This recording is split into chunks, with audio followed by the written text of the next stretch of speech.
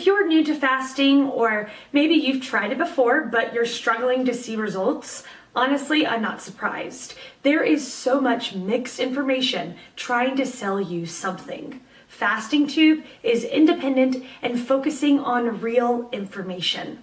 Let's get started with today's video.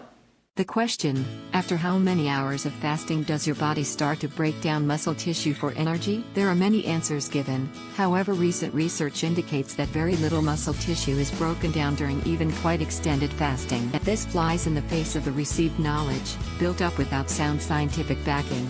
In other words, urban legend. To summarize the research, done by well-known institutes, after an initial release of a small amount of protein accompanying the use of the glycogen stored in the muscles, very little was destroyed from that time on. The tests were to sample the urine for excess urea, the breakdown product of proteins.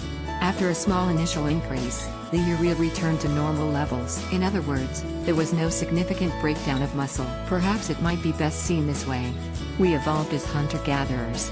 In times of plenty we store excess energy against the lean times, as body fat, and use this during those lean times.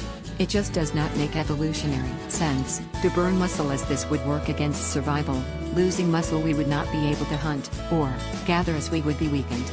It is therefore common sense humanoids would not have survived if they lost muscle in this way. Science has now supported the common sense caveat. In extreme famine, the body will utilize unused muscle tissue, but the famine needs to be extended over many months, as sometimes has been seen in Ethiopia. If you look at the photos of Japanese POW in World War II, you can see they have some muscle left, this in spite of severe food restriction.